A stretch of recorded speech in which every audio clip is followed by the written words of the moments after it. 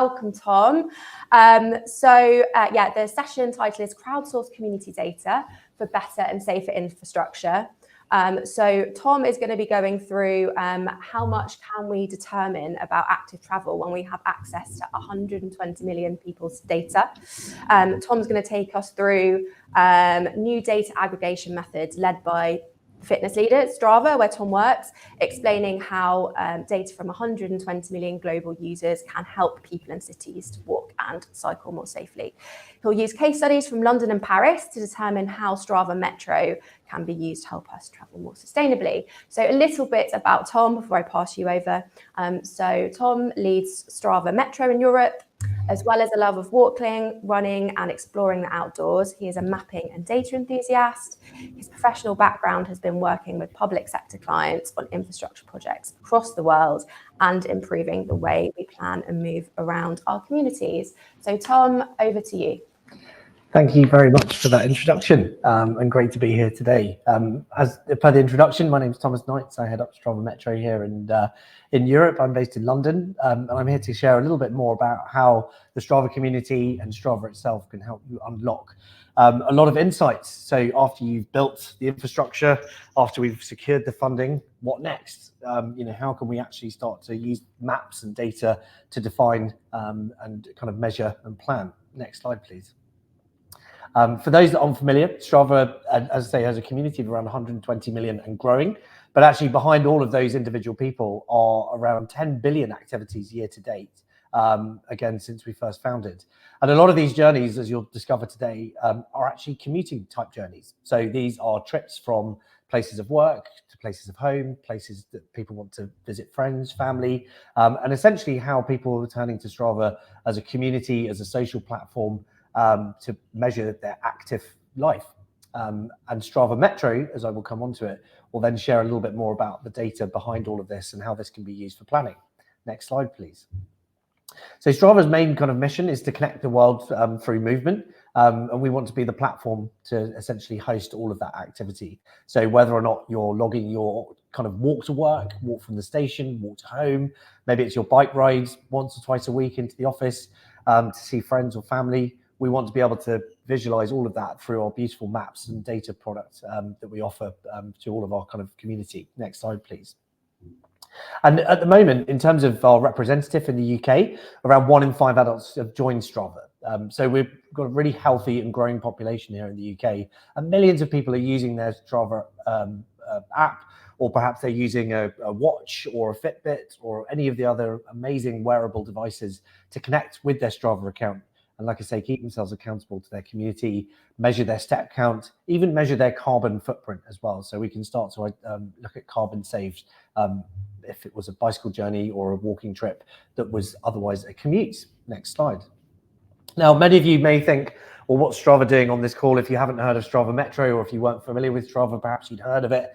Maybe you thought, well, hold on, this image really kind of springs to life of, the classic kind of lycra-clad cyclists on the Tour de France, perhaps they're on a £5,000 bike. But actually, if we look at the next slide, the reality and what we see from the data is very different. We see a vast spectrum of community members, from everyday cyclists through to advocates, like I say, through to commuters. And this growing community has got a huge data set that allows us to kind of tell a story about where people are moving in towns and cities, but also rural areas around the world. Next slide, please. And in terms of that vibrant community of everyday cycling, for example, obviously we have walking and running. 69% of all of the activities that were uploaded in London for a cycling point of view were actually commutes. So these were journeys which are from A to B, or that were logged as a commute, where they were tagged by the community. And we see this across the world.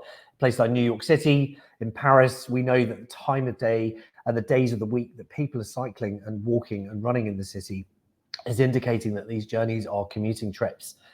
So again, we have the data and we have this kind of platform that we're able to hopefully motivate and connect people to actually making more of their active travel lifestyle. If we go to the next slide, please. And one of the ways that people can do that, for example, is using AI tools that we will sort through millions of photos which have been publicly shared on Strava. And then we're able to kind of visualize someone perhaps who's new to a commute, or is thinking about going on a bicycle, or thinking about walking to work, or perhaps ditching a car journey a week. And they can actually see what that route might look like. So all of these different nudge theories are really helpful in terms of getting people to kind of switch to more active human-powered transportation as well. Again, next slide, please. And the cities can also participate in this journey as well. We see a lot of our Strava Metro partners, like Transport for London, like Transport for Greater Manchester. This example is from Ghent in Belgium, where they embed routes onto their transport website to show people where they can walk, where they can move, where the safe infrastructure is. So again, visitors can explore and interact to better understand, obviously, what that journey might look like. Next slide, please. And again, we know that people are also really engaged when we motivate them and we can reward them for activity. So again, one of the kind of takeaways from this conversation might be, well, how, after we've built the infrastructure and we've had people cycling and walking, what can we do to keep them motivated? And this is where, from a different area of Strava, we incentivize people with rewards for doing these activities, for logging a certain number of commutes. Again, next slide, we can see that there's a highly engaged community, for example, than you might find that if you posted something on Facebook or Twitter or Instagram. We know that the actual engagement that we're getting on the Strava platform is really high, because we're motivating people to keep active and to kind of encourage them to be fit and healthy, and to kind of ditch, like I say, a car journey and commute to work. We saw this recently with Transport for London on the next slide. They initiated a Cycle Sundays campaign. For anyone who's based in London, you may have seen the adverts around the tube and all across London and the out of home. But essentially, they leveraged the Strava community and the Strava route building tool to showcase where, for example, 70 or 80 routes were available to cycle and walk around London, with the idea that they're trying to capture new people who weren't otherwise cycling. And they could use the Strava platform to explore routes, to, again, interact with community members, and to actually kind of start making that switch into active travel journeys on there. We saw a really good uptake on this. This campaign's still running at the moment. And again, we saw that there were some really exciting results when we worked closely on the route creation with people like the London Cycling Campaign, local advocacy groups who actually know their communities and can upload those routes onto Strava for people to explore. Next slide, please. And again, from a club point of view, a lot of our community will motivate, our planners will motivate people through the community tools. So again, they'll treat this as an extension of their communications tool. So next slide, please. What's left then is this huge data set of activity all across the UK, from towns, cities, rural areas, of predominantly biking, walking and cycling. At the moment, running, walking, it seems to be the most popular sport type on Strava, but we also obviously have our roots established in cycling. But what's really exciting is there's lots of people who are discovering Strava to motivate them. And what then is left behind on the next slide is Strava Metro. And Strava Metro is the area of the business that I look after. And essentially our mission is to make human-powered movement safe, accessible and efficient for everyone. So what we are able to do is provide aggregated and anonymized data from all of these activities that people are uploading onto Strava. And we give this away for free. That's right, there's absolutely no charge for this data set. This is completely free for anyone who is involved in planning, design, measurement, policy making, funding. We are able to showcase this to people, like I say, on the platform. Next slide, please. Essentially what we're trying to solve, and this is one of the case studies we're kind of looking at, is where we are able to measure, we're able to build a kind of representative model of the Strava data. So again, you may be familiar in towns and cities across the world where we see lots of different bicycle counters, which will say, 130 people came through here, in the last hour. And essentially what we can do is fill in the gaps. So we can build a model which essentially looks at what is the representation between the Strava activity and then at that location, the fixed counter. And again, technical data scientists and analysts can obviously use that data to build a model and build a picture of essentially what's going on in their towns and cities. Next slide, please. The Strava Metro platform was designed for non-technical and technical staff. So again, you can start to see at a street level or a trail level how many trips took place on this, on a certain day of the week. How many of these trips were commuting trips or leisure trips? What time of day did this take place? Next slide, please. I keep going through. And then, again, when we really kind of dive into the data, from a mapping point of view, for those that are familiar with geospatial technology and mapping tools, we can actually go down right to the street level. So this is a street in Leicester. We recently went to Active Travel England's conference up in Leicester. And again, where there's been activity, a Strava activity, a walk, a run, or a cycle ride, we can then measure at a street level how many activities have taken place on that specific street. You can see here, again, I picked this at random. Most of these journeys seem to be commute trips. We can even see if it was an e-bike ride. And if we go to the next slide, we can even see, obviously, trends and activity. So the main kind of dashboard view, next slide, please, or the next two slides, will show, again, an overview of activity within a given region. Again, this is Leicester, so we'll show trip counts, people counts. And you'll notice here on the bottom right-hand side, we can even show estimated carbon saved. So again, this is based on an equation that uses, if it otherwise was a car trip, what was the carbon saved for this? So again, from a planning point of view and from a policy making point of view, it gives you a benchmark of, obviously where you're looking at in terms of estimation of carbon saved. From a consumer point of view, Strava community members can actually see how their trip and the total number of kilograms saved, or if this was otherwise a car trip. If we just go to the next 2 or 3 slides, that'd be great. The mapping tools that we have will show places like, say, heat activity. Next slide, please. We'll show the heat activity, like, say, in places like Leicester, so you can understand where people are moving. Next slide, please. We can even show the travel time as well. So, for example, at any given point, based on crowdsourced community data, we're able to show, for example, how far could I get by bicycle within 15 minutes of, I think within this instance, it was a station.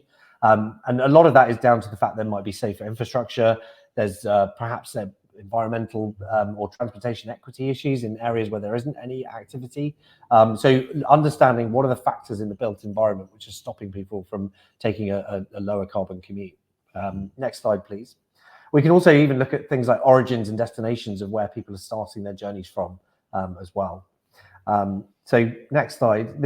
Essentially the kind of use case for this is selecting edges on the mapping tool. We can draw specific boundary boxes around an area if you're doing a specific study, perhaps around a low traffic neighborhood, perhaps around a new junction, and you wanted to see the before and after effects. And then, of course, you can download all of that and extract that into the tools. Next slide, please. We obviously, I'm sure this question may come up, but essentially we take data extremely seriously. We want to make sure that we honor privacy zones so people can hide the start and location of their activities.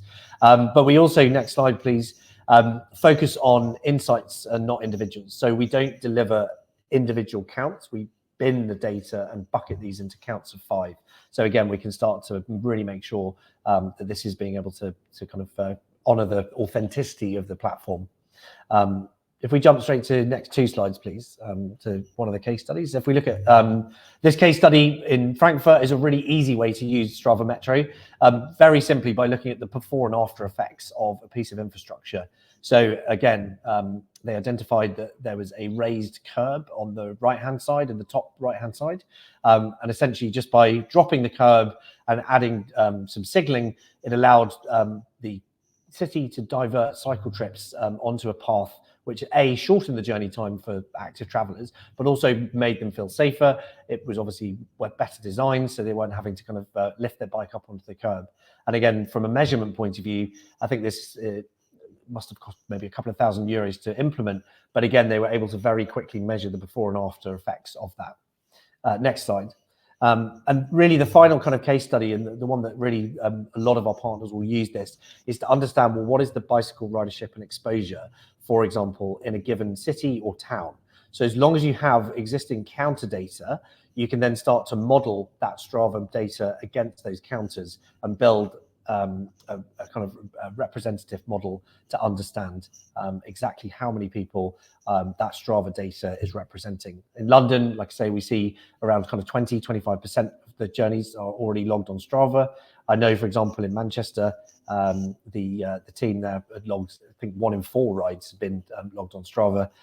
So again, from a city and a planning point of view, if you motivate and activate the community on Strava, you're then able to measure this through the Strava Metro tool. So thank you for listening. Open to questions, and thanks for the opportunity.